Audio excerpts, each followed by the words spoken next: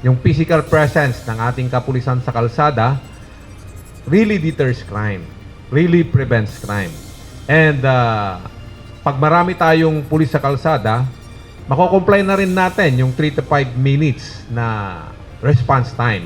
Kasi if a crime happens, madali na lang. Yung pulis natin nasa kalsada, tatakbo na lang sandali, andun na po sila sa kung saan nangyayari yung krimen. 2 araw matapos na ilunsad ng National Capital Region Police Office ang Calibrated Police Visibility, sunod-sunod na ang pag-aresto sa mga kriminal na nambibiktima ng mga dayuhan tuwing gabi at madaling araw. Ang Recalibrated Police Visibility ay ang pagdaragdag ng mga pulis sa lansangan kasama ang mga covert police operatives at ang maagang deployment ng mga pulis. Kabilang sa nahuli na Makati Police ay ang 5 suspect na gumagamit ng injectable ativan sa pambibiktima. Kwento ng French national, magiliw na nagpakilala at nakipag-usap sa kanya ang 3 sa mga suspect habang nag-iikot siya sa Metro Manila. Isinama pa umano niya ang mga ito sa pagkain sa isang restaurant hanggang sa alokin siyang mamasyal. After eating, they proposed me to visit the city together, so we took a taxi that we shared to visit the city. And at one point, I felt an injection in my arm, so they drugged me, and I became completely unconscious, and I have no memories. And when I regained my consciousness, it was already the night in Makati, and I discovered that they stole my phone, and they stole me money also. So I went directly to a police station. Ayon kay Southern Police District Director, Police Brigadier General Joseph Arguelles, nahuli ang mga suspect sa pamamagitan ng Find My Phone application sa ninakaw na telepono ng biktima. Ang mga nahuli nating suspect ay 5. Ang paraan ng pagkahuli sa kanila sa tulong nung Find My iPhone. So, na-detect natin yung location ng mga suspect. Na-recover sa mga suspect yung cellphone ng biktima at yung iba't ibang mga ID. Samantala, arestado din ang isa pang suspect na miyembro naman ng Jordan Group na ng biktima ng American National sa lungsod. Modus operandi naman ng grupo ang manghablot ng cellular phone at mahahalagang gamit ng biktima saka mabilis na tatakas sakay ng motorsiklo. Natuntun din ang kinaroroonan ng suspect dahil sa GPS ng cellular phone. Pumipitik daw yung cellphone, sir. So, na-locate, natatrack niya yung cellphone, sir.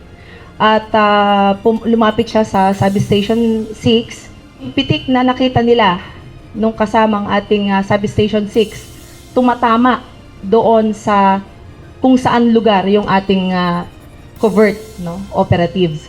So doon na po at ang kwento ng ating covert operatives po, tapos sumakto pa yung description nung tinatawag ni Substation 6 kay sa covert natin, sumakto yung ginamit na motorsiklo sa description ng ating victim kasi lahat pati damit, pati yung description sa sapatos, tumama lahat. Sinabi ni NCRPO Director, Police Major General Anthony Abirin, ang mga gadgets na ninanakaw ng Jordan Group ay ibinibenta sa ilang establishmento sa Metro Manila. So we will be conducting of course a case build-up dun sa mga sinabi niya so that we can apply the necessary search warrant and file appropriate charges dun po sa mga bumibili po ng mga nakaw na gamit na nakukuha po nila.